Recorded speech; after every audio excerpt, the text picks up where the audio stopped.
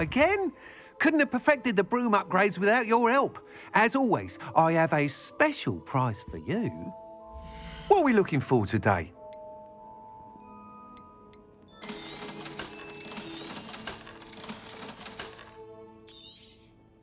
I truly enjoyed working with you. Thank you for believing in me.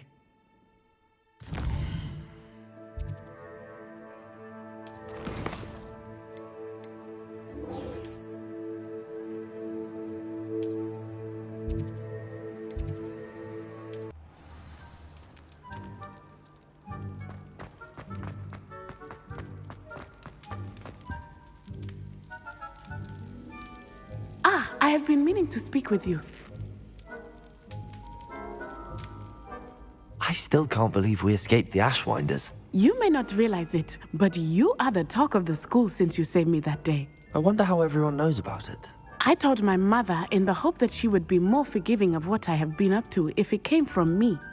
She likely told other professors, and news travels quickly. Unfortunately, she might, in fact, have been even less forgiving than I'd hoped. If she knew more about what you've done, I suspect she'd be proud. If she knew any more about what I've done, she would never let me out of her sight again. I'm sorry. Has Officer Singer done anything with the evidence we provided? She has not. Harlow is as strong as ever. Someone needs to stop him, whether it is us or Officer Singer. If someone had stopped the monsters like him in Matabeleland, my father would be alive today. What exactly happened to your father? It was a beautiful day. My mother had gone to tend to a neighbor who was ill, and so my father and I were galloping in the savannah. Galloping? Your father was also an animagus, I take it? He could become the most majestic giraffe, and he would carry me on his back, my arms around his neck. We were on our way home when we surprised a group of bandits who had come from our village. One of them saw me just as he removed a scarf from his face. He shouted and then aimed his rifle. He didn't want you to identify him. Exactly. In an instant, my father bowed his neck to protect me and was hit. As he fell, my father changed back into his human form. When the bandits saw this, they turned and ran in fear. Magic terrified them, and then he was gone. And it was all my fault. Your fault? How so? He died protecting me.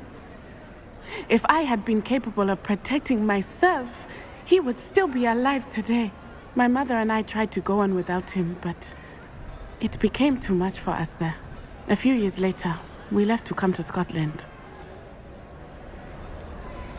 Do you think taking down the Ashwinders will avenge your father's death? No. Vengeance is not what drives me. My father would not want that. He and my mother raised me to believe that it is a privilege to be able to fight for those who cannot. I know there is risk involved, but I feel it is worth it. I am glad you seem to think so too. What does your mother think about all of this? Well, as you saw, she worries a great deal. She is an excellent seer, but I think it bothers her to this day that she did not see my father's death coming.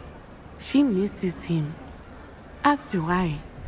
So I believe on some level she understands my need to seek justice in a small way, but that does not mean that she likes it. Do you think your father would approve of the things we've been doing? Oh my, that is a good question. In theory, yes, although he would worry as my mother does. But I think he, of all people, would understand my persistence. My father never shied away from a fight for good, no matter how ruthless the foe.